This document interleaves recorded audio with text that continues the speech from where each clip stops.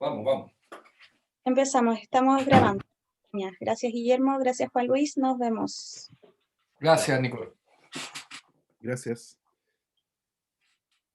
Bueno, muy buenos días nuevamente a todas y a todos a esta nueva versión de nuestro taller para constituyentes en pos de una convención constitucional exitosa.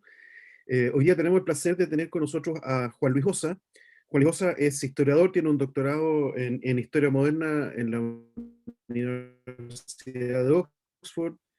Hoy día es investigador del Centro de Estudios Públicos y acaba de publicar un libro que se me quedó en mi pieza, pero lo tengo acá, que es Chile Constitucional, una historia justamente de las constituciones en Chile, que acaba de salir. ¿Cuándo salió? En agosto, por ahí más o menos. En agosto, Luis, sí, ¿no? efectivamente, en agosto. En agosto, claro. Y ha sido un libro muy influyente en el debate sobre el devenir de las constituciones en el país, y para efectos de tener una convención constituyente exitosa, su contexto histórico es muy importante, porque todas las instituciones tienen siempre mucha path dependence, como dependencia del sendero, o mucha inercia, es la palabra quizás en español. Entonces entender por qué es lo que ha pasado con las constituciones es muy relevante, por qué se llegó a lo que se llegó. Es importante entender eso. Y hoy día lo que nos va a hablar Juan Luis no es estrictamente de la Constitución, pero sí la historia de la organización del Estado, que es bien importante porque de los ejes de mayor debate probablemente en el tema constitucional va a ser justamente qué tipo de estructura política queremos que tenga el Estado de Chile. Entonces Juan Luis nos va a aportar una visión informada, ilustrada y con perspectiva de esa organización del Estado que va a ser tan útil para el debate que viene. Así que muchas gracias, Juan Luis, por estar con nosotros. Dicho sea paso, Juan Luis es parte del consejo editorial del Exen, así que además, en cierto sentido, también forma parte de la casa. Muchas gracias, Juan Luis, te dejamos la palabra. Muchas gracias, Guillermo. Y muchas gracias a la Universidad de Chile por esta invitación a participar en el que es sin duda un muy importante y estimulante ciclo de debates y discusiones constitucionales, y le doy la bienvenida, por supuesto, a todos los oyentes. Será un placer estar con ustedes esta mañana. Como decía Guillermo, él me pidió reflexionar históricamente sobre los orígenes y el papel del Estado de Chile, el fenómeno de construcción estatal, ¿no? Por supuesto, este es un tema sumamente difícil, muy largo, muy intrincado para cubrir en una hora.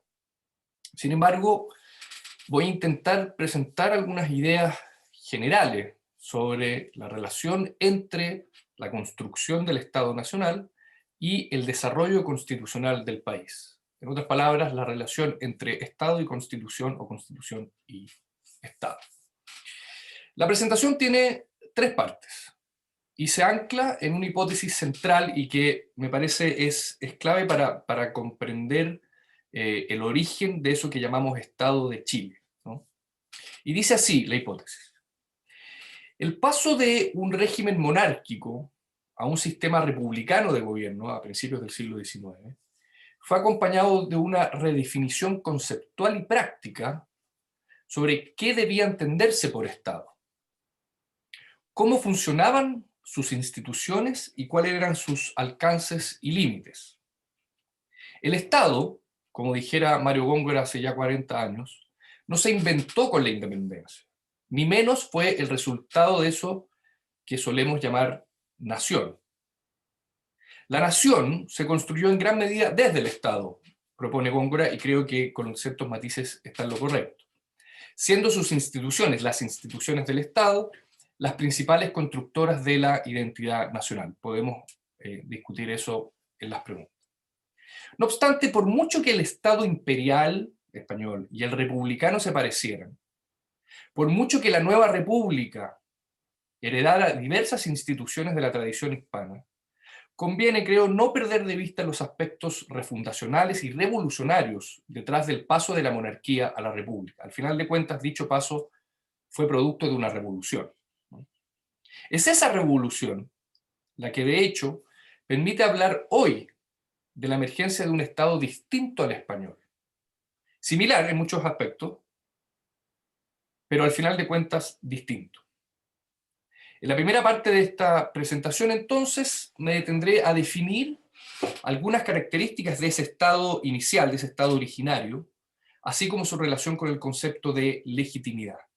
Es importante, me parece, que en cualquier análisis sobre el Estado no nos olvidemos de cuán legítimo es o no su estructura institucional.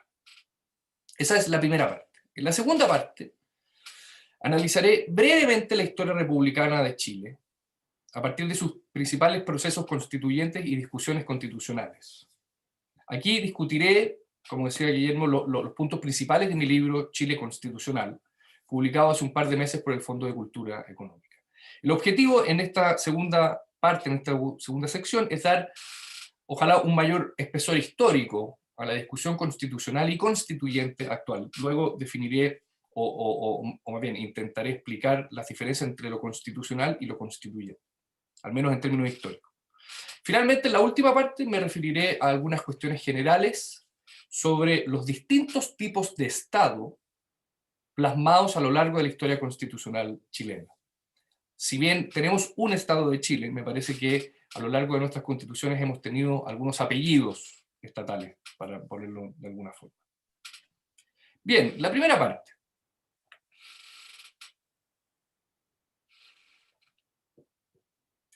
La revolución que derivó en la independencia de Chile fue ante todo un conflicto en torno a la legitimidad política. La pregunta era, ¿cómo reemplazar al rey, tomado preso por Napoleón en 1808, sin que cayera completamente el imperio español? Otra pregunta, ¿qué cuerpos administrativos tenían suficiente legitimidad local para arrogarse la tradición monárquica y la representación? Otra, ¿cómo lograr que los cabildos, es decir, las instituciones que en general se arrogaron la representación del monarca, no entraran en disputas con otras corporaciones con intereses legitimistas similares? Fue precisamente porque esas preguntas no tenían fácil respuesta que la Revolución de 1810 devino rápidamente en una guerra civil que azotó a todo el continente americano, Chile incluido. Hay una relación entre revolución y guerra civil. Los revolucionarios no solo se enfrentaron a los realistas o contrarrevolucionarios, sino también entre ellos mismos.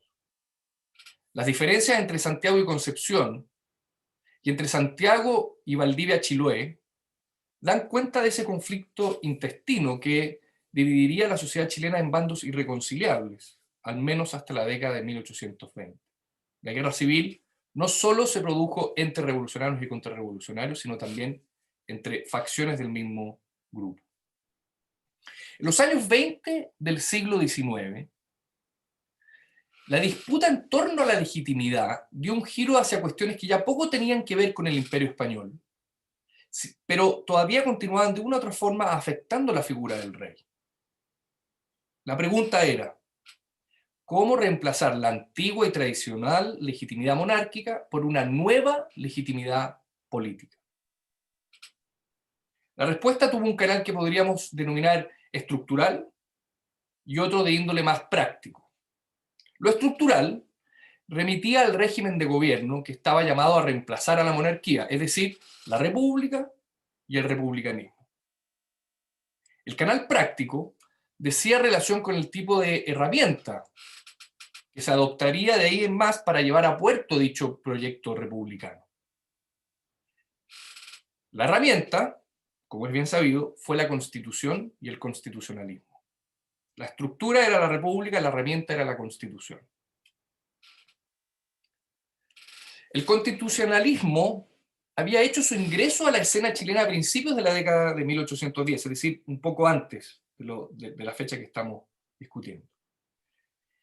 Desde 1810 en adelante, de hecho, se sucedieron una serie de proyectos constitucionales que, a pesar de su novedad, o quizás por eso mismo, no lograron consolidarse en el tiempo. El aprendizaje sirvió, sin embargo, para que a fines de la década de 1820, es decir, casi 2 décadas después del comienzo de la Revolución, se publicara o entrara en vigor una de las constituciones más acabadas de la Latinoamérica de esa época. La Constitución de 1828 sentó en efecto las bases de la arquitectura política chilena. Sabemos, por supuesto, que ella fue reformada en 1833 y que la estructura y funcionamiento del Estado dieron un giro más, podríamos decir, conservador a raíz de dichas reformas. Eso es innegable.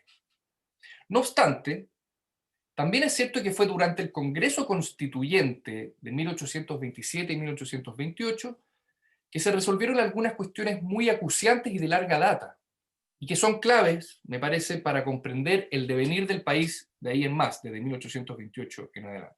¿Cuáles fueron esas cuestiones acuciantes?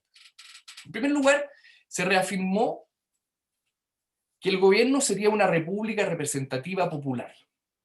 El concepto de democracia aún no aparece, también lo podemos discutir en las preguntas. También se resolvió que las elecciones eran el mejor mecanismo para nombrar autoridades. Y principios modernos como la igualdad ante la ley y que la soberanía reside en la nación y no en un rey o en una familia, fueron de una vez y para siempre consagrados constitucionalmente, ¿no? Esos son algunos de los principios que se dieron cita en la Constitución del 28 y que, como dije antes, sentaron las bases de la arquitectura política constitucional chilena. Ahora bien, más allá de los aspectos consagrados por los aspectos formales consagrados por la Ley Fundamental de 1828, hay que destacar sus características más, digamos, eminentemente simbólicas, ¿no? El texto constitucional, concreto y palpable, se imprimieron muchísimos ejemplares de la Constitución del 28 y luego se difundieron a lo largo del país. Digo, el texto constitucional sustituyó aquellos pilares en los que se había sostenido la legitimidad monárquica. ¿Como cuáles? Como el estandarte real, como las procesiones festivas para celebrar el nacimiento de un nuevo miembro de la familia Borbón, entre muchos otros. De hecho, algunos de los lugares, como los púlpitos en las iglesias, que históricamente se habían utilizado para difundir el programa de la monarquía, también se hacía política en la monarquía, comenzaron ahora a usarse con el propósito explícito de propagar el relato republicano consagrado en la Constitución. El púlpito se había utilizado durante la Revolución, pero de ahí en más se convierten este tipo de espacios simbólicos en los espacios para no solo reemplazar, digamos, dogmáticamente al rey, sino también simbólicamente al rey. Me parece que ese es quizás el gran salto legitimatorio de la revolución, que permitió alcanzar, perdón, un transversal consenso republicano. No bastaba, en otras palabras, con que los hombres de letras, las élites, se convencieran de que el republicanismo era, digamos, el sistema de gobierno a reemplazar la monarquía. También se requería llegar más allá de las élites y difundir el proyecto republicano a través, por ejemplo, de estas herramientas simbólicas. Segunda parte.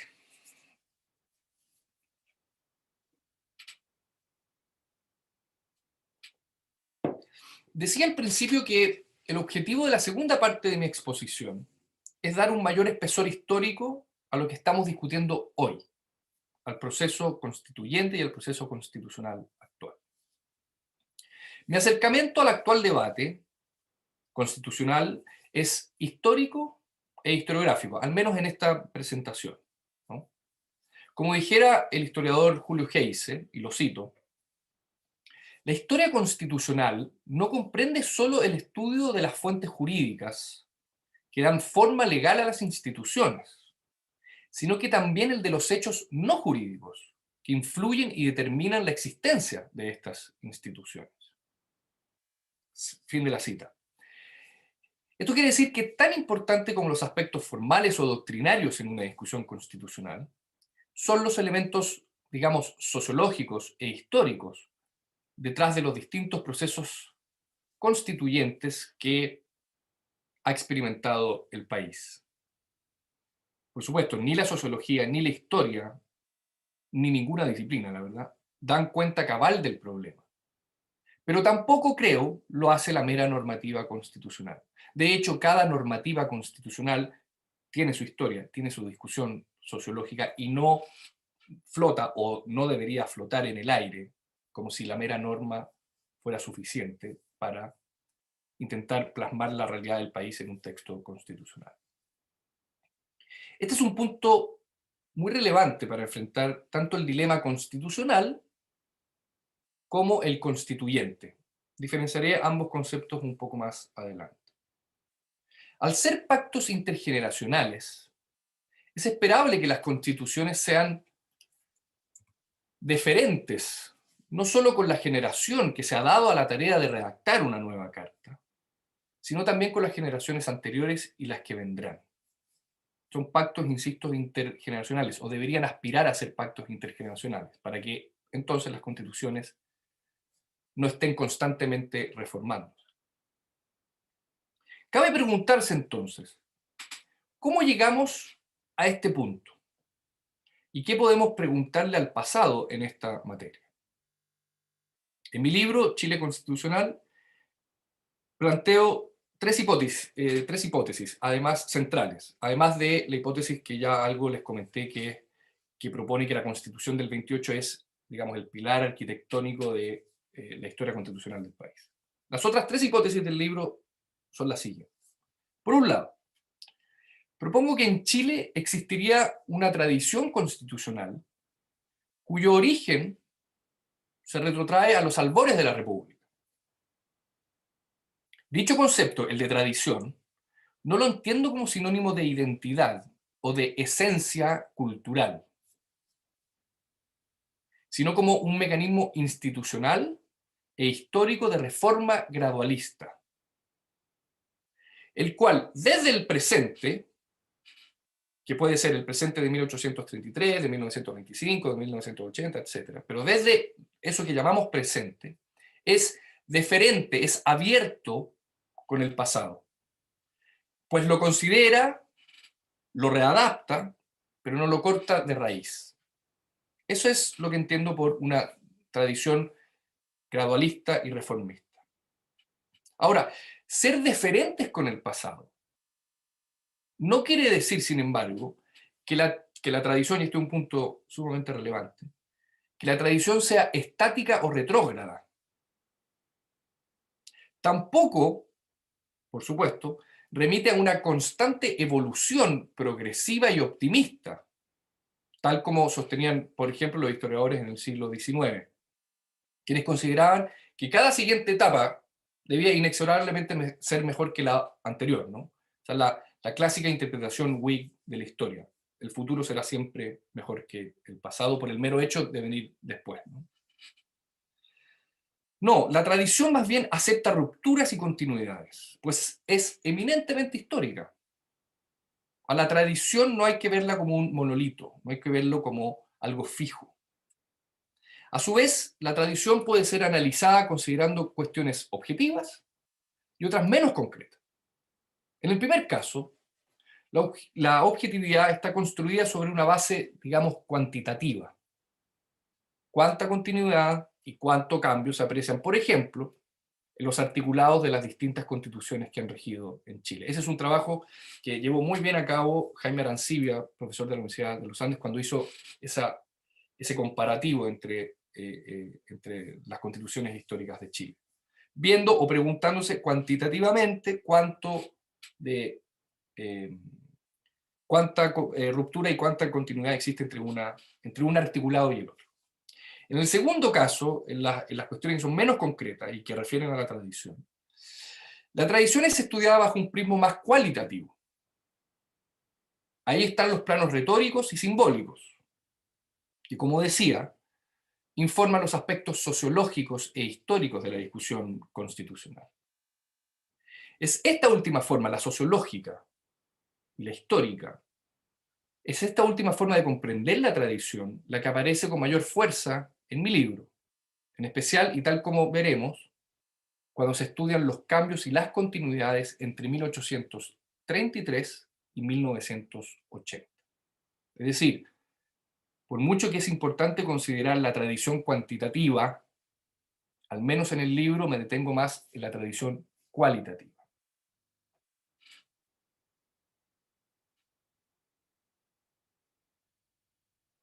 Una de las ideas centrales de mi libro sostiene que los procesos constituyentes de 1833 y 1925 fueron deferentes, fueron deferentes con esa tradición gradualista a la que hacía mención arriba.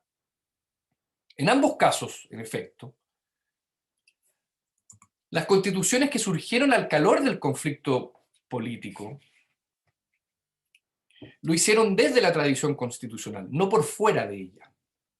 Así queda claro de los debates previos a sus respectivas entradas en vigor, como también en los mensajes presidenciales que las antecedieron. Estoy hablando de la Constitución del 33 y la Constitución del 25.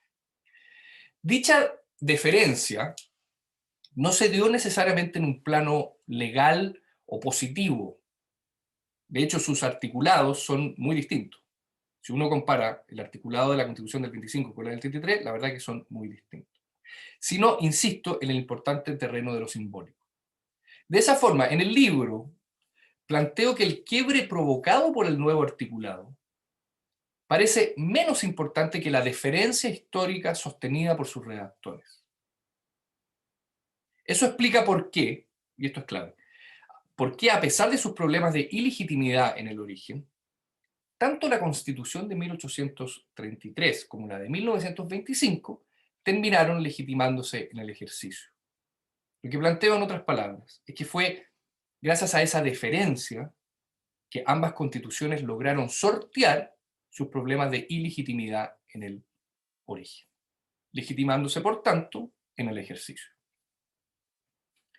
Aquella tradición, aquella práctica deferente, aquella idea de que la Constitución tiene que tener una cierta continuidad con aquel texto que viene a reemplazar,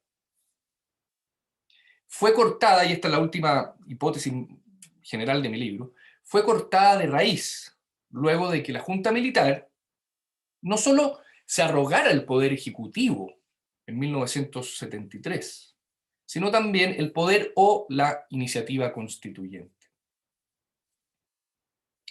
Fue desde la Junta que surgió la comisión, liderada, como sabemos, por Enrique Ortúzar, que comenzaría con el trabajo primero de, comillas, matar simbólicamente la Constitución de 1925, esto es una hipótesis antigua de Renato Criste, y segundo, de redactar una, comillas, nueva carta. Allí donde la Constitución del 33 y del 25 plantearon explícitamente que eran reformas de sus antecesoras, la idea de la Junta Militar a partir de 1973 fue hacer una nueva carta. Efectivamente, desde noviembre de ese año, desde noviembre de 1973, quedó claro que el objetivo del golpe y de la dictadura que le sucedió era, comillas, refundar el país, para lo cual era inevitable crear una nueva institucionalidad constitucional.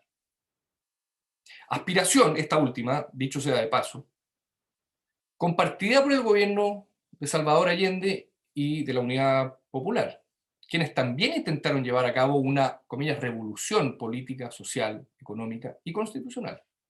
La diferencia es que a Allende no le resultó dicha aspiración, y de hecho en parte debió gobernar a través de los estatutos de garantías constitucionales, es decir, negociadas con la DC, como se sabe, el año 70. Es decir, mediante reformas a la propia Constitución de 1925. Si bien Allende puede haber deseado, haber aspirado a cambiar la Constitución del 25, terminó gobernando a través del Estatuto de Garantías Constitucionales, que eran reformas a la propia Constitución. Incluso más, en la hora más aciaga del OP, en agosto de 1973, Allende invocó la Carta de 1925 como un cuerpo legal legítimo. Lo mismo hicieron, de hecho, los grupos de oposición a Allende. Si ustedes se recordarán ese intenso debate en la Cámara a fines de agosto de 1973, donde la oposición acusa a Allende de inconstitucionalidad, mientras que Allende le responde que ellos son los que se están saltando la Constitución. En ambos casos, y por razones completamente diferentes, la Constitución del 25 continuaba siendo legítima, ¿no? Ahora, ¿quiere decir esto? ¿Quiere decir esta poca deferencia entre los constituyentes que van a redactar la Constitución del 80? ¿Quiere decir que la Constitución de 1980 no respetó ninguno de los artículos de 1925? ¿Quiere decir que su aniquilamiento, digamos, se plasmó en un aniquilamiento positivo también? No, no quiere decir eso. Más bien, lo que propongo es que el proceso constituyente del 80, en el cual participaron otros cuerpos como el Consejo de Estado y un grupo de estudio cercano a la Junta, no fue simbólicamente deferente con sus antecesores. Eso es lo que propongo. Pues desde un comienzo, insisto, el objetivo fue refundar las bases del país.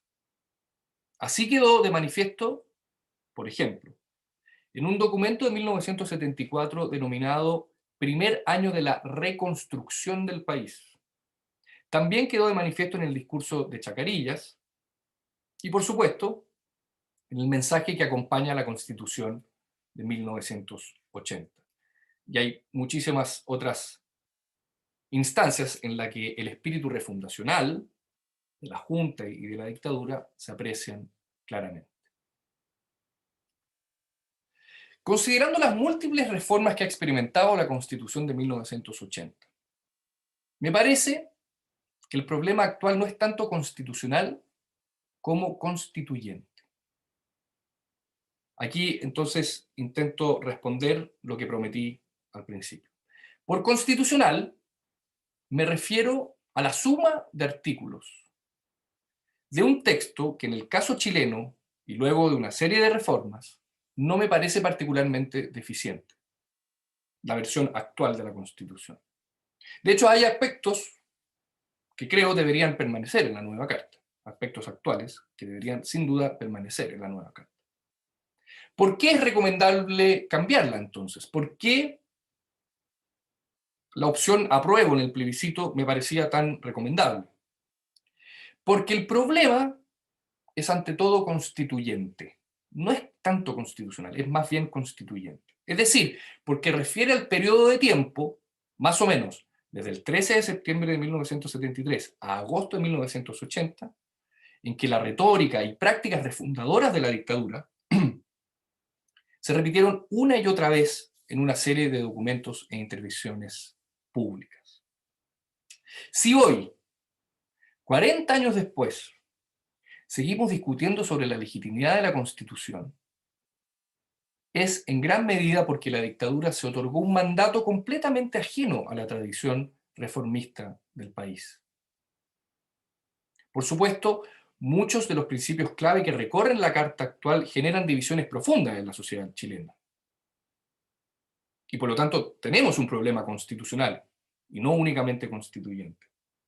Pero si el problema fuera únicamente constitucional, bastaría con reformar la Constitución. Habría bastado con reformar la Constitución, partiendo por una modificación en los quórums y continuando luego con una discusión sobre aquellos elementos que más nos dividen. ¿Se acabaría así el conflicto? No, no creo. No se acabaría, pues todavía quedaría pendiente solucionar el problema constituyente o de origen. Es el problema histórico, finalmente, el que creo está en juego. La historia arroja, como vemos, algunas luces para comprender el proceso, el presente constituyente y el presente constitucional.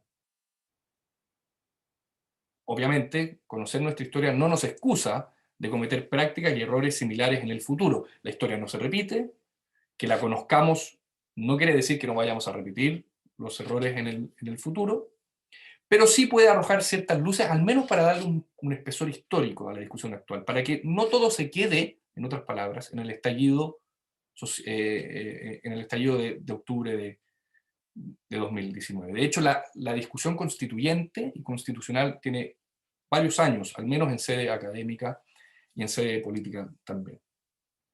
Y menos podemos, digamos, sentarnos a leer historia en un momento, y que eso baste, digamos, en un momento tan incierto como el actual. La tercera parte.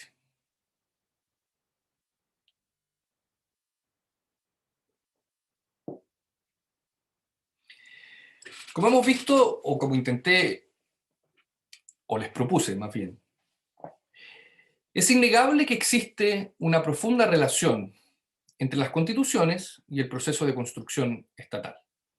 Esa fue la idea central de la primera sección de mi exposición.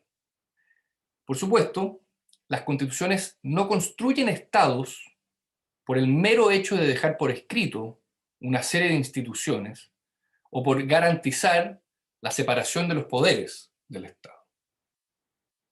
Eso no basta, ¿no? ¿Y por qué no basta? Bueno, porque los estados no son entelequias. Muchas veces hablamos del Estado como si fueran entelequias. El Estado nos va a solucionar esto. Es problema del Estado lo que está sucediendo en el país o en el mundo. Pero sabemos que necesitamos algo que nos agarre, que nos afirme, para comprender de qué estamos entendiendo por Estado y hasta dónde puede llegar el Estado con sus tentáculos para alivianar a través de una política pública algún problema o provocar un problema, ¿no? Me pregunto, ¿son los estados los que recaudan impuestos, luchan guerras y hacen leyes? Digamos, ese es el tridente de lo que la sociología política generalmente define como las funciones del Estado. Recaudar impuestos, luchan guerras y hacen leyes. ¿Son los estados los que hacen esas cosas? No, no son los estados. Son personas de carne y hueso las que llevan a cabo dichas actividades en un tiempo y espacio determinado. Los estados no existen si no es, en otras palabras, a través de la intervención humana. Ahora bien, es quizás por eso mismo que el vínculo entre las constituciones y los estados es tan evidente. Al final de cuentas, las constituciones son también creaciones humanas, ¿no? No surgen de la nada. En este caso, en el caso actual chileno, además vamos a tener una acción, una presencia humana mucho más explícita en comparación con los anteriores procesos constituyentes en Chile. Entonces, la primera idea de esta tercera parte sería intentar sacarnos la idea de que el Estado es el Estado porque es el Estado, ¿sí? Al Estado hay que entenderlo por dentro y hay que historizarlo, darle una historicidad para que no caigamos en la entelequia, ¿no? La historiografía suele definir con apellidos a los distintos tipos de estados constitucionales. Y la verdad que no solo a los constitucionales, a los estados. Pero digamos que en esta presentación que está enfocada en las constituciones, nos vamos a concentrar en los distintos estados presentes en las constituciones. A principios del siglo XIX, la Constitución de 1833 sembró, según esta forma de ver el problema, según la forma de que los estados requieren apellidos para que sean inteligibles, sentó las bases del denominado Estado oligárquico. También se le conoce como Estado conservador, como Estado elitario. Bueno, pero digamos que el concepto de Estado oligárquico es uno de los conceptos más presentes en la historiografía. Sus características, las características de este Estado habrían permitido que un grupo muy reducido de personas, empresarios, hacendados y comerciantes, para utilizar el viejo tridente de la historiografía marxista, controlara no solo los principales centros productivos del país, sino también el poder político. Eso es lo que, en muy resumidas cuentas, vendría a ser el Estado oligárquico. Aun cuando me parece que esta forma de estudiar el periodo tiene algunos elementos rescatables, no cabe duda de que se queda corta a la hora de analizar los quiebres y continuidades entre el antiguo y el nuevo régimen post-independentista. De hecho, parecieran haber demasiadas continuidades entre la monarquía y el Estado oligárquico republicano, como si efectivamente no hubiera ocurrido una revolución entre medio. Podemos volver a eso en las preguntas. Las elecciones, por tan solo nombrar un caso, las elecciones, eran efectivamente controladas por las oligarquías capitalinas y provinciales. Pero al interior de dichas oligarquías existían muchas diferencias e intereses contrapuestos. No hay que olvidar que Chile experimentó 4 guerras civiles entre 1829 y 1891, todas las cuales fueron el resultado de profundas divergencias intraelitarias. Yo la verdad tengo mis serias dudas de que sea posible sociológica e históricamente comprobar la existencia de una sola élite, precisamente por las diferencias intraelitarias, por los conflictos que ni más ni menos llevaron a 4 guerras civiles y que tuvieron repercusiones estructurales no solo en las élites, sino que también hacia abajo. Es la sociedad en su conjunto la que experimentó dichas guerras civiles a lo largo del siglo XIX, ¿no? Entonces, ¿tenemos un Estado oligárquico? Sí, pero luego habrá que preguntarse por los detalles de ese Estado oligárquico. Y nos vamos a encontrar con muchas diferencias en las propias oligarquías. Nos vamos a encontrar que las elecciones eran mucho más que ir a votar, el proceso electoral es mucho más complejo que eso y mucho más participativo que la mera participación oligárquica. E insisto, nos vamos a encontrar con muchas diferencias al interior de los grupos sociales que estamos estudiando. Eso respecto al Estado con apellidos de 1833. El Estado supuestamente garantizado por la Constitución de 1925 fue el llamado Estado de compromiso, un concepto que, a diferencia del término Estado oligárquico, me parece que es menos maniqueo y más analítico. Está menos centrado en un grupo social, al menos, ¿no? Y por lo tanto es más complejo. Remite el Estado de compromiso al proceso de sustitución de importaciones. Es otra forma de hablar de la sustitución de importación. Conocido por la cada vez más alta intervención estatal en materias de presupuesto y políticas públicas. Si uno tuviera que definir en 2 palabras la sustitución de importaciones, tendríamos que concentrarnos en la intervención estatal en materia de presupuesto y también en su intervención como gran gestor de políticas públicas. La carta de Arturo Alessandri, la de 1925, fijó lo que el sociólogo del Centro de Estudios Públicos Aldo Mascareño ha denominado como, y lo cito, espacios de estatalidad, los cuales no aparecen explícitamente en la Constitución de 1925. Pero, a pesar de ello, fueron tomando forma esos espacios de estatalidad gracias al tipo de Estado, más social que liberal, para decirlo en simple, que se aprecia en el articulado de la Carta de 1925. Es decir, la Constitución del 25, al definir su forma de sociedad, quiso definir con el tiempo también una forma de Estado. ¿Cuáles son esos espacios de estatalidad? Les doy algunos ejemplos. La Dirección de Aprovisionamiento del Estado de 1927 no aparece en la Constitución del 25, pero sí es, digamos, resultado de su entrada en vigor. La Tesorería General de la República de 1929. La Corfo, 1939. Y la Junaep, hay muchísimos más, está el INE, etc. Y la Junaep de 1964. Por supuesto, que el Estado haya tenido un papel más evidente que la centuria anterior, que en el siglo anterior, no quiere decir que otros actores no estatales no hayan jugado un papel importante en las décadas que se extienden entre 1932 y 1973. Un paréntesis. Que el Estado haya tenido una mayor presencia en el siglo XX y en el siglo XIX tampoco es muy sorprendente, ¿no? Hay un proceso de consolidación estatal mucho más evidente en 1930 que en 1830.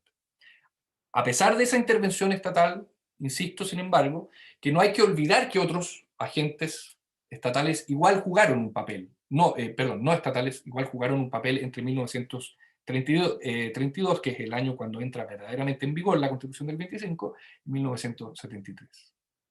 Con todo, y resumiendo, es innegable que el Estado en el siglo XX pasó a ser el gran botín por el que se enfrentaron distintos proyectos ideológicos. Son las planificaciones globales de Mario Góngora, ¿no?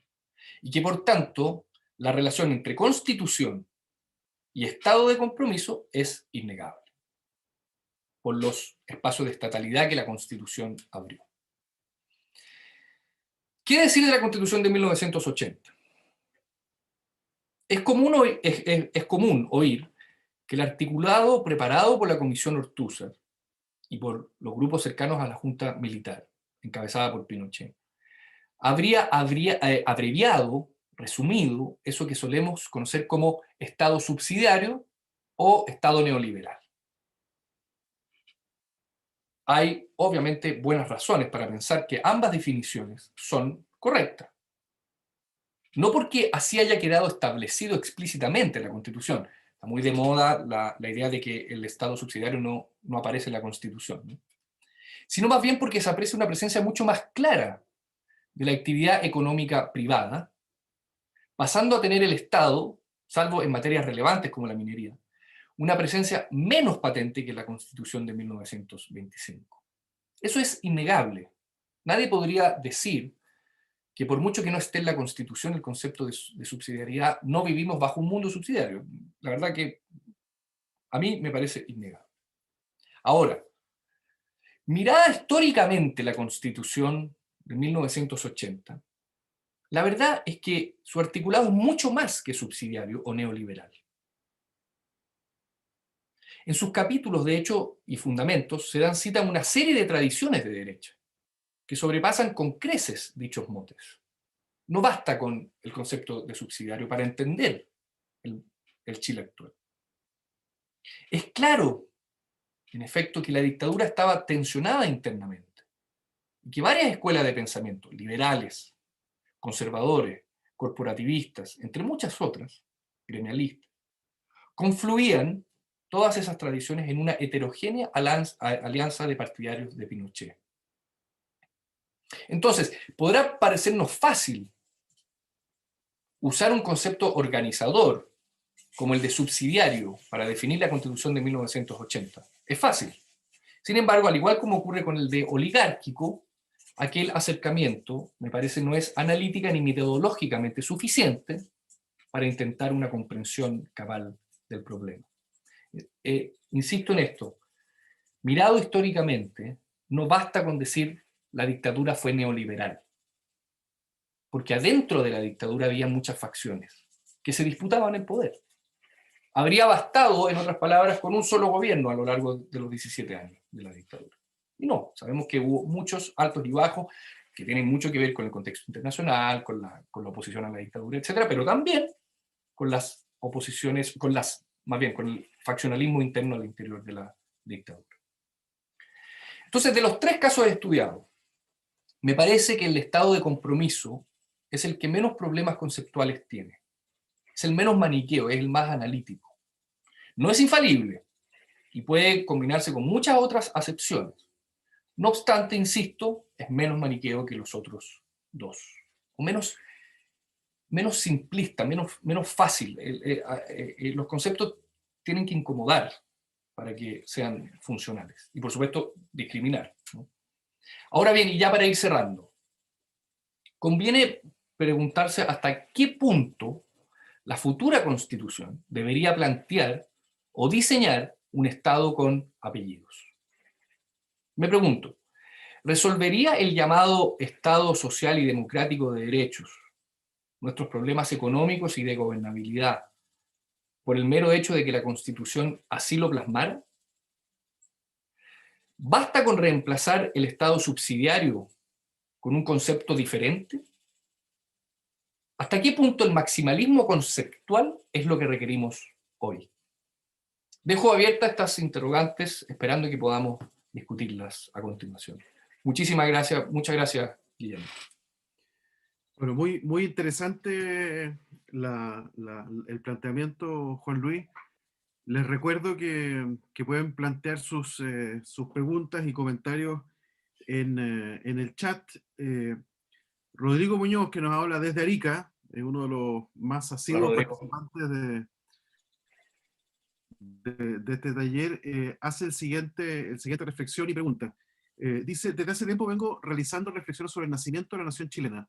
Pienso que no nació con la independencia que proponía un Estado-nación propio de la Ilustración, ficciones abstractas y no reales, por lo menos en Chile. Mi impresión es que la nación, como fenómeno de sentimiento igualitario en la población, nació con la Guerra del Pacífico, que unificó con idea de igualdad a chilenos frente a un enemigo exterior. Me gustaría saber qué piensa sobre la idea de nación, la soberanía que se establece en donde se comparte el ejercicio de la soberanía entre pueblo y autoridades. ¿Es común eso? Y por último, sobre la idea de nación, ¿cómo conversaría con los pueblos y naciones indígenas? ¿Son sinónimos estos conceptos? Rodrigo, ¿no? ¿Se llama? Sí, Rodrigo. Rodrigo. Muchísimas gracias, Rodrigo. Son tremendas preguntas. No sé si voy a tener las capacidades para responderlas tan certeramente. A ver, lo primero, yo estoy de acuerdo con... A ver, los momentos de inicio originarios, las fechas iniciales, digamos, de los estados, de las naciones o de cualquier institución son difíciles, ¿no?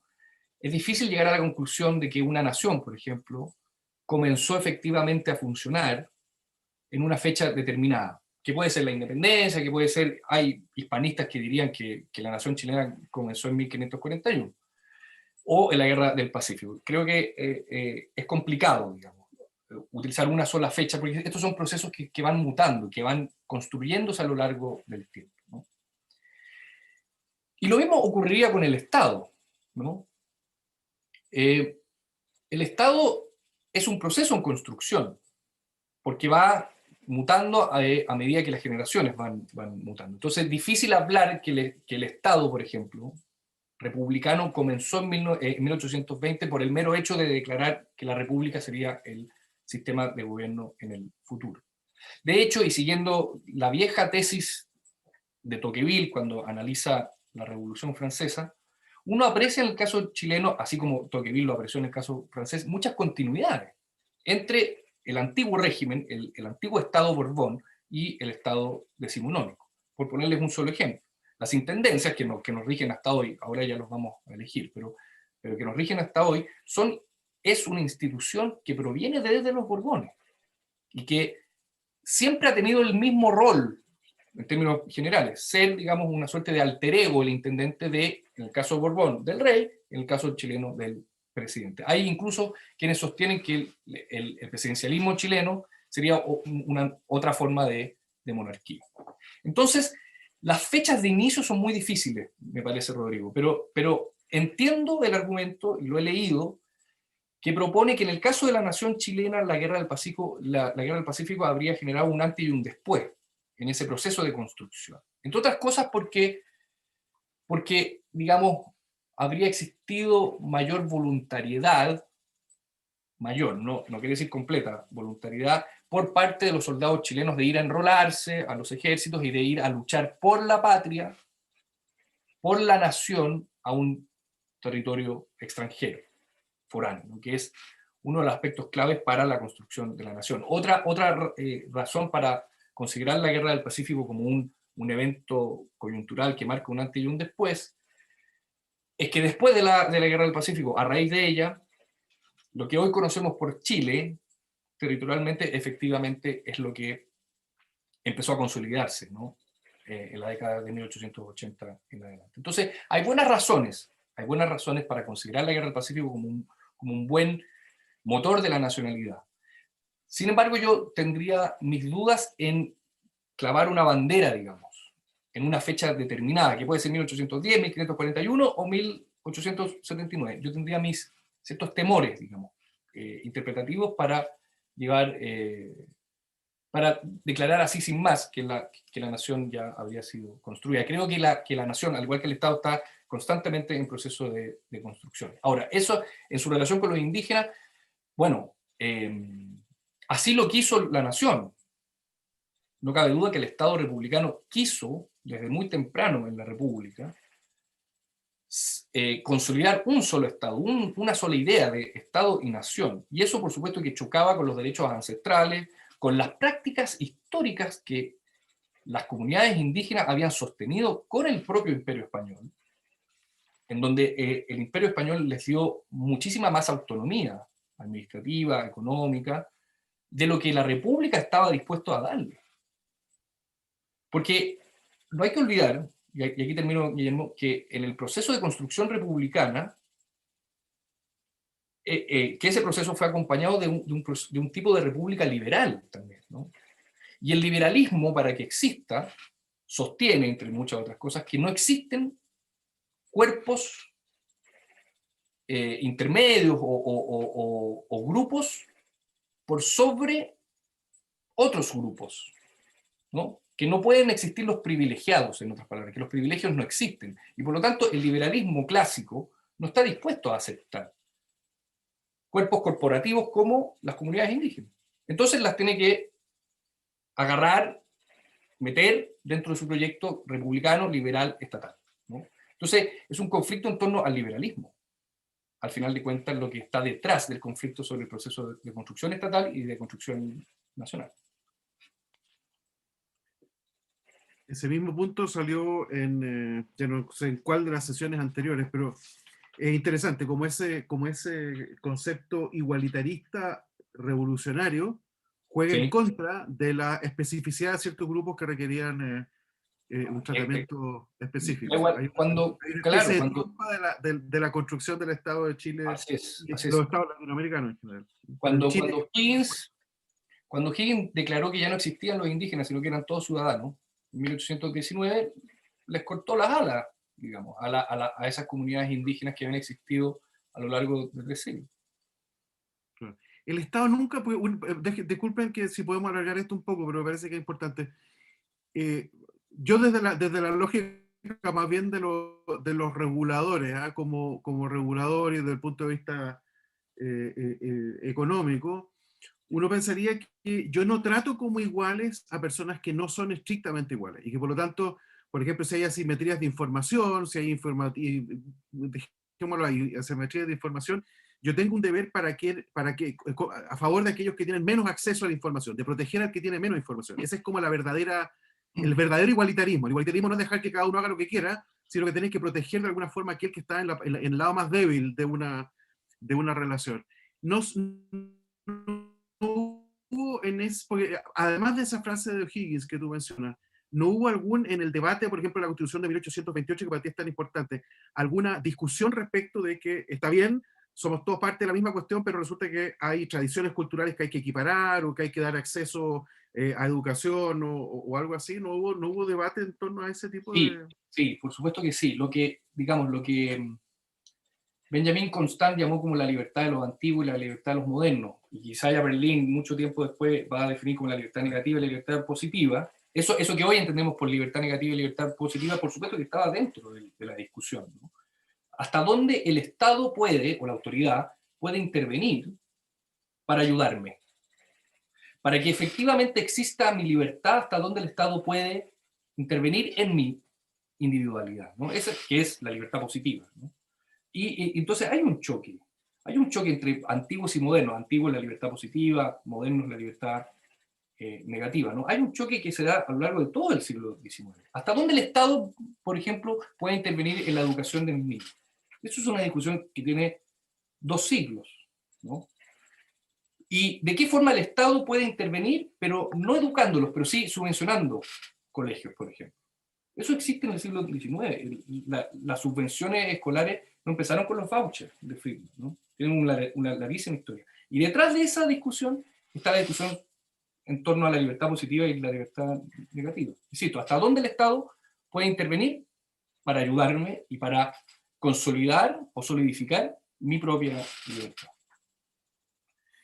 Paola Romero, del Distrito 12, pregunta, Siglo ¿hacia de dónde... Guillermo. No el mío, el de No. todo. ¿Hacia Bueno, dónde está transitarías bien. tú? ¿Perdón? ¿Hasta dónde transitarías tú? ¿Qué tipo de Estado según tu análisis? Quizás esa última idea que dijiste, si es que el Estado social y democrático de derecho es algo que ¿Qué te A ver, parece? yo no estoy per se, no, ex ante, digamos, contrario a discutir la idea de un Estado social y democrático de derecho, como no estoy ex ante indispuesto a discutir otro tipo de Estado. Lo que ocurre es que me parece que es muy difícil implementar en una constitución, sobre todo en una constituyente que va a durar solo un año, una forma estática de Estado, una definición monocromática del Estado. Porque la verdad que tener como opiniones dogmáticas sobre el Estado, que pueden ser de dos tipos. El Estado es el responsable de todos mis males. O el Estado solo será el Estado que nos solucione los problemas. Es olvidar las muchísimas capas que existen en la sociedad, ¿no? Y por lo tanto, nosotros es fácil dejar por escrito que de ahora en adelante tendremos un Estado A, un Estado B, un Estado C. Pero luego tendremos que enfrentarnos al presupuesto, ¿cierto? A la práctica estatal, a aquellos aspectos que difícilmente una constituyente puede definir en tan poco tiempo, ¿no? Entonces, discutámoslo, sin lugar a dudas, pero tengamos ojo con ser demasiado rígidos, pensando en las futuras generaciones, ¿no? Porque este Estado podría perfectamente cambiar, o podría quebrar este Estado, o hacerse mucho más rico también, ¿no? Entonces hay que tener un difícil equilibrio. Yo sé que esto suena poco sexy en la discusión constitucional actual, pero yo creo que hay que ser responsables y por mucho que quede por escrito algo, bueno, después nos vamos a tener que enfrentar a la práctica política. Práctica política que creo que se va a solucionar en otros espacios, además. No creo que se vayan a solucionar en la constituyente, ¿no? Entonces, para contestarle a, ¿cómo se llamaba? A Tania, no, Paola, Paola, Paola, a Paola, a Paola. sí, yo creo que tenemos que avanzar hacia un Estado muy responsable. Y tomando en consideración siempre que el Estado está en beneficio de los ciudadanos, digamos, y las personas de acá, de calle, digamos, de carne y hueso, y no al revés, nosotros no al servicio de ellos, ¿no? No al servicio de eso que llamamos Estado. Si eso es así, finalmente vamos a terminar definiendo el Estado como un ente de ley. Rodrigo insiste sobre un punto que había preguntado, que quedó efectivamente pendiente. Rodrigo Muñoz dice, y sobre el punto derecho de compartir el ejercicio de la soberanía entre el pueblo y las autoridades, ¿es común en las constituciones? Perdona, Rodrigo, que no, se me fue esa parte de la pregunta. Bueno, la soberanía popular se supone que es eso, ¿no? Que nosotros, la soberanía popular ejercida a través de la democracia representativa, así la voy a entender, no como el ejercicio directo del poder, sino que a través de la democracia representativa, supone que nosotros, los ciudadanos, le entregamos parte de nuestra soberanía a las autoridades. Soberanía que puede ser entendida en este caso como libertad. Nosotros le entregamos nuestra libertad al Estado para que el Estado pueda existir y ser legítimo, pero también soberanía más político-práctica, digamos, ¿no? Nosotros a través del voto, que es el gran ejercicio de la soberanía popular, votamos cada 4 años, pero luego nosotros no ejercemos el poder directamente, son nuestros representantes. Nosotros le entregamos un mandato, en otras palabras, a través del ejercicio de la soberanía popular. Y entonces estamos compartiendo la soberanía. Y las autoridades las están compartiendo con nosotros, pues nos están pidiendo el voto. Entonces es un ejercicio de ida y vuelta, ¿no? Esa es la soberanía popular entendida en términos representativos. Distinta a la soberanía popular más rusoniana, si ustedes quieren, en donde el ejercicio del poder se busca más directamente. Yo la verdad que creo que el funcionamiento más correcto de la soberanía se lleva a cabo a través de la democracia representativa, no de la directa. Bueno, sigamos con...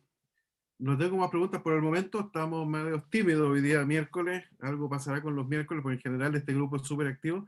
Yo tengo una pregunta, Juan Luis. En este estado de compromiso de la Constitución del 25, lo que yo veo al leer esa Constitución, no veo un Estado que esté tratando de promover un tipo particular de desarrollo. Lo que sí hace es que deja un espacio abierto para que de alguna forma la sociedad vaya eligiendo ese modelo de desarrollo en función de su necesidad. Y lo que ocurrió es que la Constitución del 25 nació en un periodo espantoso para el mundo, ¿no es cierto? Y los años subsecuentes fueron los años de la Gran Depresión, los años que siguieron después con la Guerra Civil Española, la Segunda Guerra Mundial. Entonces, de alguna forma, la Constitución permitió simplemente que se aplicara una doctrina que tú dijiste que era esta doctrina, ¿cierto?, del Estado empresario, de la sustitución de importaciones, pero no es un modelo que esté adentro de la Constitución, es un modelo, es una Constitución en ese sentido aséptica de ideología. ¿Ah? Yo creo que tenía un montón de problemas estructurales de diseño, efectivamente, quizás porque estaba recién en ese proceso de consolidación de lo que decía Aldo, que es estos espacios de estatalidad como mal definidos, pero no porque fuera particularmente estatista. Yo creo que de hecho, yo en el libro mío, que espero que salga en marzo, porque ya estamos tan atrasados que espero que salga en marzo, en ese libro hago el ejercicio de especulativo, ¿no es cierto?, de qué hubiera pasado, qué tipo de definiciones se hubieran tomado en Chile el año 1990, si es que la constitución vigente hubiera sido la del 80. Sin la reforma. Y probablemente se habría tomado el consenso de Washington. O sea, el consenso de Washington habría sido súper influyente en ese espacio también, ¿no? Entonces, la pregunta es cómo, por qué, ¿dónde ves tú que la Constitución del 25 en realidad, si te entendí bien, a lo mejor te entendí mal, pero donde en realidad permite o favorece un Estado empresario con sustitución de importaciones? Me sorprendió que lo hayas planteado así.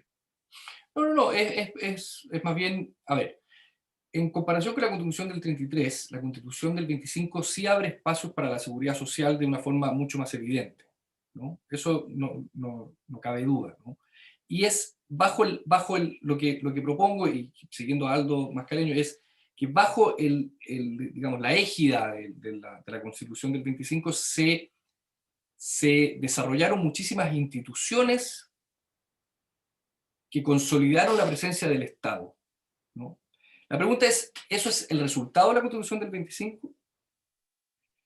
No es necesariamente el resultado de la Constitución del 25. Es más bien, la Constitución del 25 fue suficientemente abierta en ese sentido para permitir esos espacios de estatalidad. Pero no es el resultado, ¿cómo diríamos?, evidente de la entrada en vigor de la Constitución. Son más bien los espacios que permitió, ¿no? La Contraloría General de la República, que es de los años 40, se dio en un espacio, en una discusión también, sociológica, histórica, en donde algo así como la Contraloría debía inevitablemente existir, crearse, ¿no? La Constitución del 25 no es únicamente hija de Chile, ¿no? Es hija también del mundo. Intenta responder, como decías tú, a las calamidades de la Primera Guerra Mundial, ¿no? Dejando abiertos espacios para su propia reforma. No es rígida en ese sentido, ¿no? Lo que coincide, por supuesto, como dices tú, con una intervención estatal mucho más activa en los 30 y sobre todo en los 40, ¿no? Después de la Segunda Guerra Mundial, donde el Estado, no cabe otra posibilidad de que el Estado sea el gran empresario. ¿Fíjate? Si la Constitución del 25 hubiera sido muy rígida, quizás esos espacios de estatalidad no se habrían llenado. Es en ese sentido que entiendo digamos, la vinculación entre estado de compromiso y constitucionalidad, o constitución, ¿no? No sé si te respondí bien. Sí, yo creo que sí. Una sola última observación antes de tomar la palabra de Paola, pero simplemente para terminar la idea. A mí me da la impresión, tú mencionaste una cosa que es interesante, ¿no es cierto? Que es que la Constitución del 25, a pesar de haber nacido en un contexto no estrictamente democrático, sino que sobre la fuerza de las armas, gana legitimidad en parte porque fue poco disruptiva respecto a la tradición previa. Yo creo que también gana legitimidad porque efectivamente fue útil para que se instalaran en la práctica, en los hechos, ¿no es cierto?, las instituciones y las políticas públicas que esa generación pensaba que eran las mejores en su minuto. En ese sentido fue útil para... Fue útil y esto puede sonar poco sexy, porque era liviana, porque no era rígida.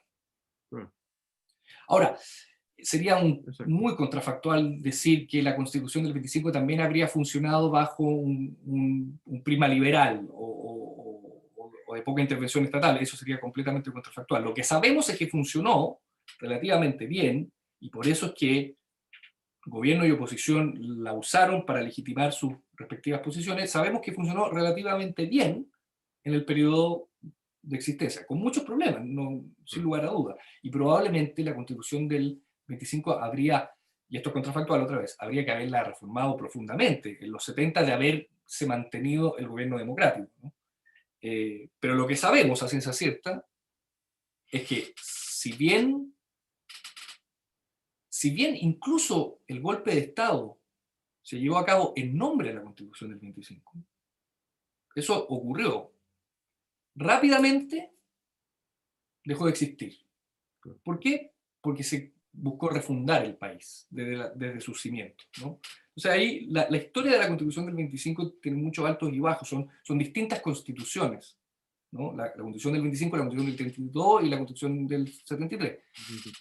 Pero me parece que mirado desde más retiradamente, digamos, la Constitución del 25 funcionó. Paola Romero dice, entendiendo la realidad que vivimos y los cambios que se necesitan para nuestro país, ¿debemos transitar hacia una mayor participación del Estado, especialmente respecto a los derechos sociales?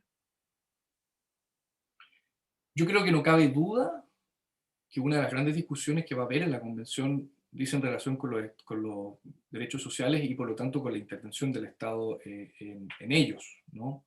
Y esa es una discusión que tenemos que tener como sociedad y ojalá resolverla lo antes posible y que haya un gran consenso respecto a qué tipo de derechos sociales deberían estar en la futura Constitución. Ahora, aquellos que no estén en la Constitución, me parece que igual se pueden discutir en sede legislativa, ¿no? Sobre todo el detalle de cómo van a entrar, o más bien de cómo van a funcionar los derechos sociales, o los derechos políticos también, ¿no? Porque no va a haber tiempo en la Convención para redactar, detallar, digamos, el funcionamiento práctico de esos derechos sociales, ¿no? O sea, si ustedes me preguntaran, requerimos un derecho social como el de la vivienda, sin lugar a dudas, y eso no existe en la Constitución actual. Necesitamos encaminarnos hacia el derecho de la vivienda, sin lugar a dudas, ¿no? Pero luego habrá que discutir muy pragmáticamente de qué forma implementar ese derecho a la vivienda digna, ¿no? Entonces, insisto en lo que intenté decir antes, ¿no? El Estado no es necesariamente malo ni necesariamente bueno, si uno lo mira históricamente. No vale la pena debilitar o adelgazar un Estado que funciona bien. Como tampoco creo que valga la pena, porque sí, fortalecerlo o maximalizarlo. Ahí es donde creo que la práctica política, la práctica de economía política, eso que tanto le gusta a Guillermo, es clave. No podemos desentendernos de esa pregunta de economía política. Es como el fetiche de los libertarios que no creen en el Estado o de los ultraestatistas tienen una obsesión con el Estado, pero no depende, ¿no? O sea, depende de la discusión política, finalmente, qué tipo de Estado le conviene al país. Alejandra Sepúlveda pregunta, Juan Luis, ¿cómo equilibrarías tú la necesidad de mayor solidaridad y redistribución a través del rol del Estado con una economía y desarrollo sostenible que sustente ese mayor rol? Y después dice, ¿y vale la pena hablar de modernización del Estado? ¿Este Estado funciona bien? Me imagino que reacciona a tu frase recién de eso.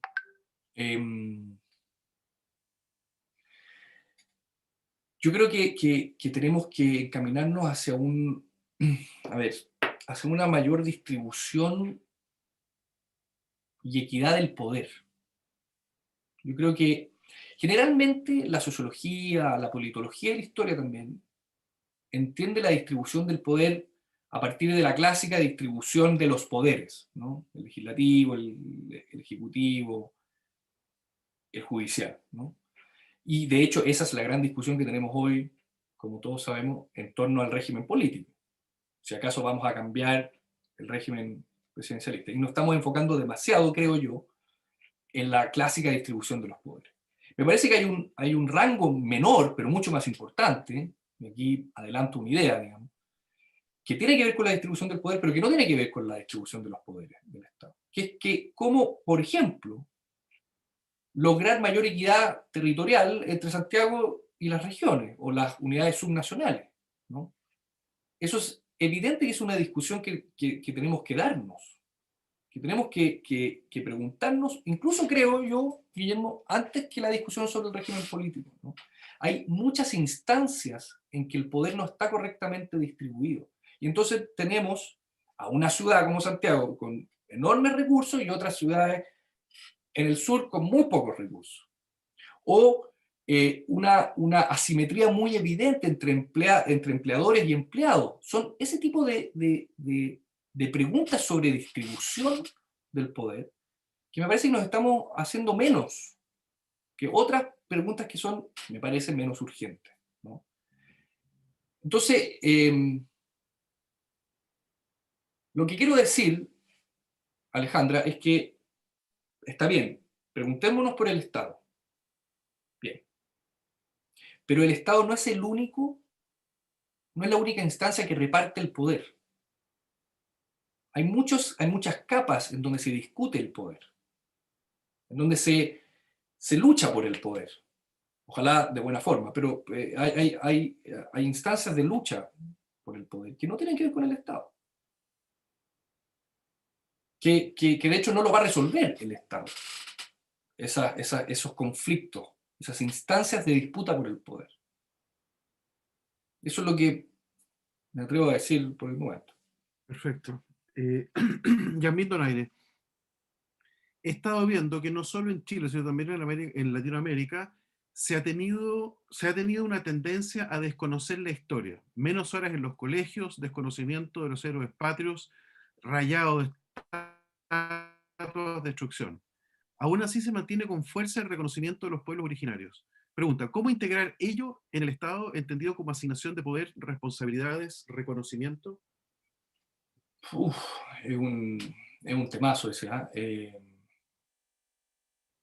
Yo creo que es es un problema muy grande el que le estamos legando a nuestros hijos y nietos si es que les negamos la posibilidad de que puedan aprender sobre el pasado, de que puedan leer historia, aprender historia, ¿no? Entonces la reducción de las horas de historia en los colegios me parece nefasto, nefasto. Porque la verdad, y otra vez esto quizás tampoco suene muy sexy, pero la educación cívica no reemplaza la historia.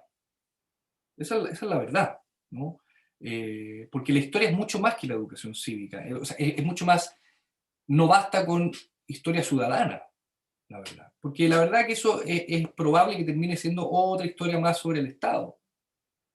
Y la historia, me parece, o otra historia más institucionalista. Y me parece que la historia es más comprensible, es la historia que, por supuesto, considera las instituciones estatales, pero al mismo tiempo las prácticas políticas detrás y las prácticas económicas y culturales detrás de esas instituciones, ¿no?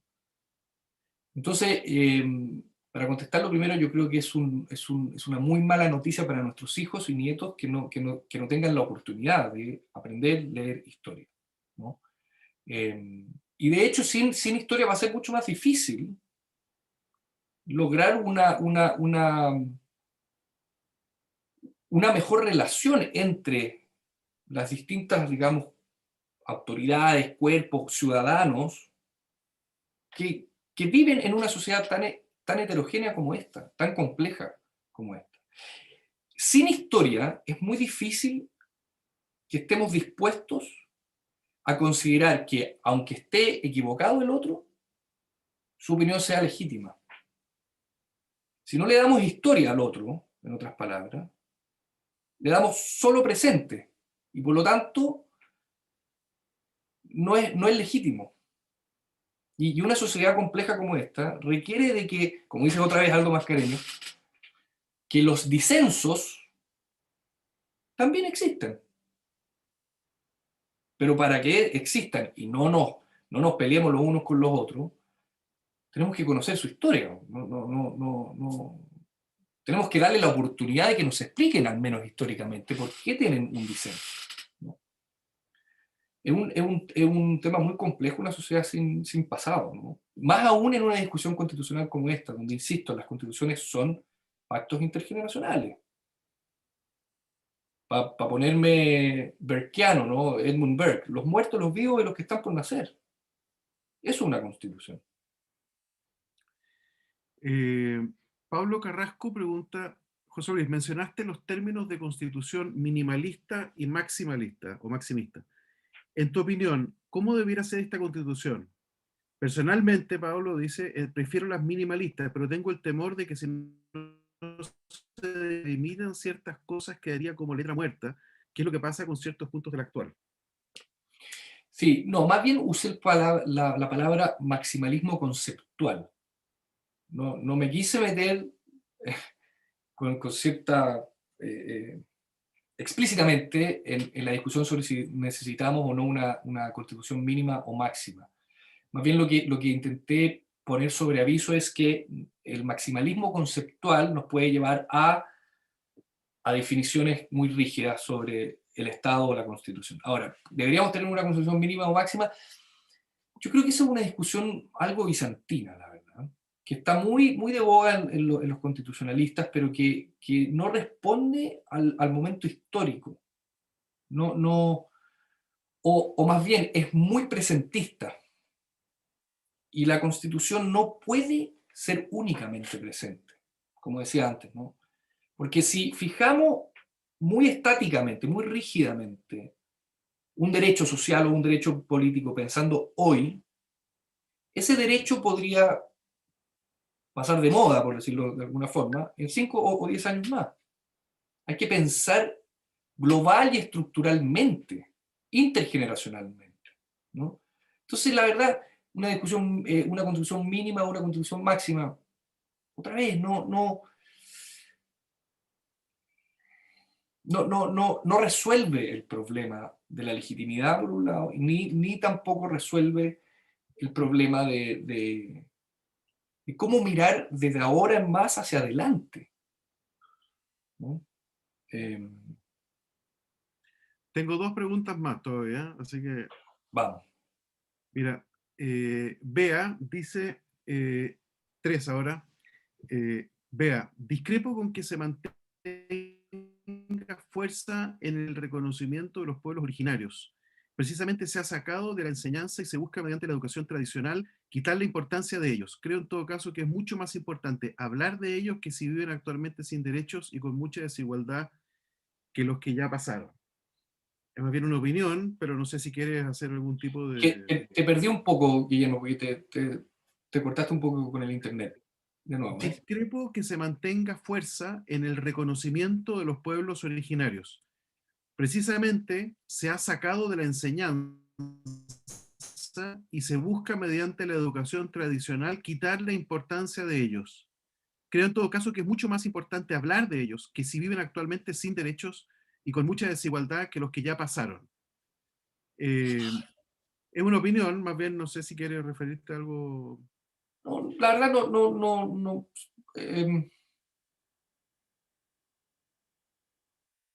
Me imagino que detrás está la pregunta sobre el reconocimiento de los pueblos originarios. Es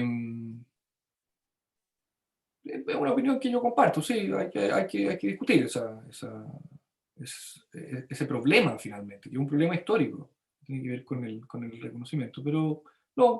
Es una respuesta de Bea a la pregunta de Yasmina. Está ella Ah, aclarando que bueno. era una Ya, conversación. perfecto. Muchas gracias, Bea. Ya, ok. Está bien. Oye, gracias, Bea. Maciel Guerra dice, dada la coyuntura actual mundial, globalizada, con mayor incertidumbre y con el surgimiento de temas más globales, sustentabilidad, cambio climático, etcétera, y entendiendo que el diseño constitucional no puede estar ajeno en cierta parte a la época que atravesamos, ¿cuál es cuál es, a su juicio, el modelo de diseño más ad hoc según la revisión que ha presentado? Menuda pregunta. A ver, de nuevo, perdona. El diseño constitucional, me imagino. En el fondo, si es que puedo interpretar un poco más que discúlpame pero si me arrogo eso, pero estábamos hablando de que la Constitución del 25 permitió justamente que se replicara, que se instauraran políticas públicas que reflejaban su época, ¿ya? Después la Constitución del 80 impuso una cierta forma particular de ver el mundo. Entonces, me parece que en esa lógica, y dada esta coyuntura mundial actual, con esos elementos de globalización, incertidumbre, cambio climático, ¿qué crees tú que debiera ser la Constitución? ¿No? Ya, ya. Yo, mira, voy a colgarme nuevamente en la idea de que en las sociedades complejas, en las sociedades heterogéneas como la que tenemos hoy,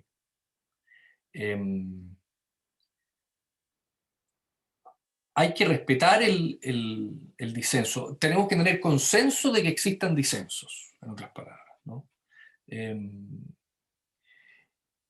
Porque o si no, es muy probable que la Constitución termine siendo una nueva imposición de un grupo sobre otro.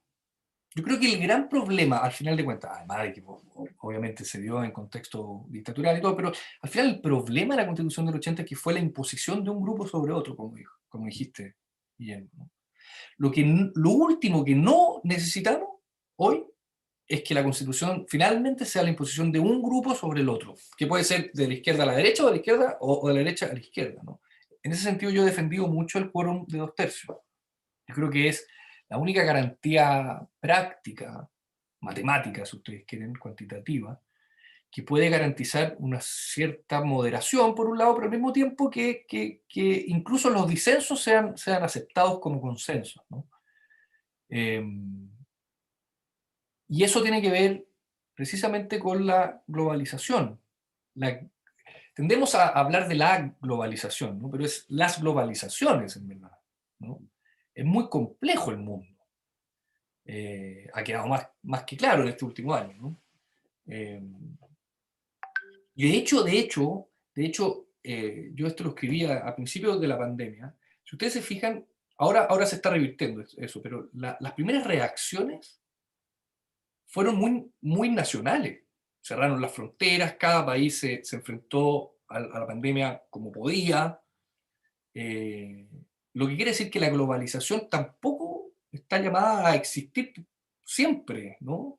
Dependerá de, al parecer, algunas coyunturas claves, como en este caso la pandemia, ¿no? Ahora ya que hay vacunas o que están empezando a haber vacunas, volvió al parecer la globalización en gloria y majestad, ¿no? O las globalizaciones, más bien, ¿no? Hay un comentario de Claudia que lo voy a leer, pero ella misma dice que es comentario. No, perdón, hay una pregunta previa desapareció. No, sí, de Ernesto Busto. Si puedes referirte nuevamente a la diferencia entre lo constitucional y constituyente, que es bien interesante como lo planteaste. Ya, y esto es, Enrique, ¿no? Sí. Esto es una definición histórica.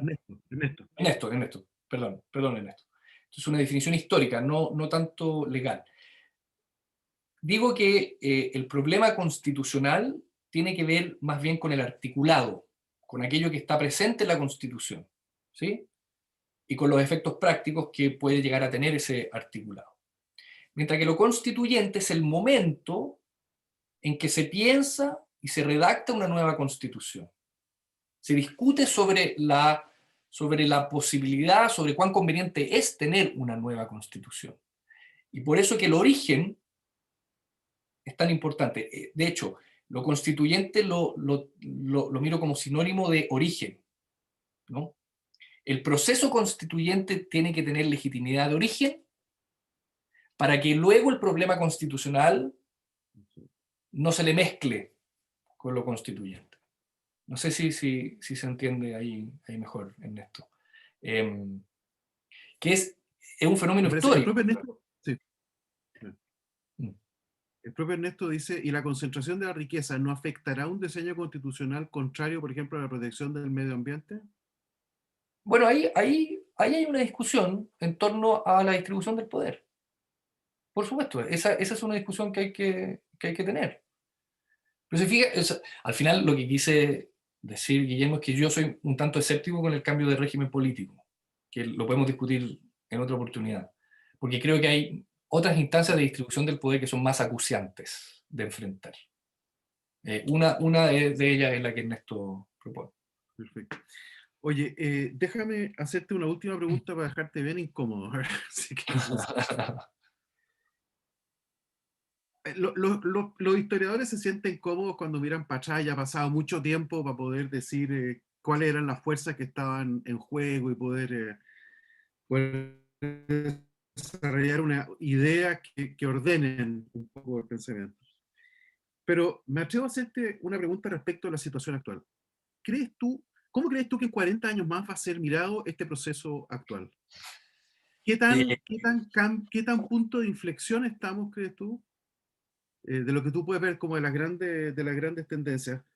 ¿Qué crees tú que van a decirlo tú mismo en 40 años más? Tú eres joven, así en 40 años más probablemente va a estar vivo a mirar 40 años atrás y decir, ¿qué estábamos haciendo en aquella época? Aquí Ernesto dice el arte de predecir el futuro. Claro, está difícil eso, Guillermo. Mira, yo creo que... No, pero más que predecir el futuro, Sí, piensa no, sí te entiendo. ¿qué está pasando actualmente? ¿Qué tan telúricas son las fuerzas? Que estamos en un punto de inflexión, crees tú? Sí, sin duda. No para dónde vamos, pero ¿qué estamos viviendo? De acuerdo.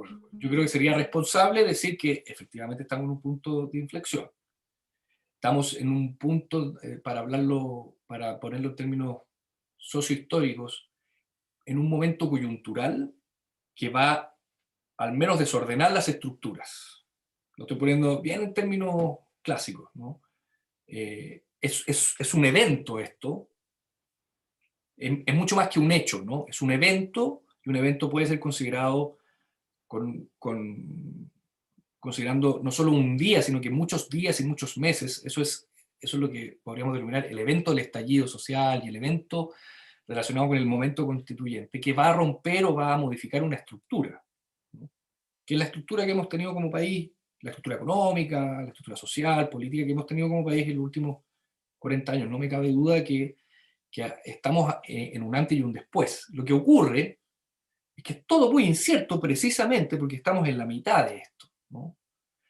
Es como cuando los revolucionarios franceses sabían que estaban viviendo una revolución, pero no sabían para dónde iba la revolución. No estoy diciendo que estemos viviendo una revolución, pero sin duda estamos viviendo un momento de crisis muy, muy profundo, que va a romper una estructura y va a generar otra. No sabemos cuál es el resultado de esa estructura, realmente, ¿no? Entonces yo creo que mirado a 40 años plazo, es probable que nos miren como esa generación que vivió ese momento de crisis y que lo resolvió de esa forma. No sabemos cuál va a ser esa forma. Bueno, muchas gracias, Juan Luis. Ernesto, además ahora dice, creo que las diferencias sociales serán siempre un caldo de cultivo para las crisis. Efectivamente es un tema que hay que discutir y tener en cuenta. Les agradezco mucho a todas y a todos la asistencia. Les recomiendo, hay un comentario de Yasmín, les recuerdo más bien que hoy día a las 6 de la tarde va a estar Marcela Ríos. Qué bien. Ella es la jefa del PNUD en Chile, el Programa Naciones Unidas para el Desarrollo, y vamos a estar hablando, estoy tratando de recordar acá el tema, en este minuto no lo tengo acá, pero bueno, va a estar ella, que es una gran socióloga que vamos a estar... Me presentó el libro, de hecho. Presentó el libro tuyo, exactamente. Sí. Así que les agradecemos mucho su presencia, su participación, y nos vemos hoy día a las 6 de la tarde entonces. Juan Luis, si quieres entrar, este mismo link te sirve. Perfecto. ¿Ya? Muchísimas gracias a todos por sus preguntas y su asistencia. Y muchas gracias, Guillermo, por la invitación. Gracias a todos. Que estén bien. Chao. Chau. Chao, Pablo.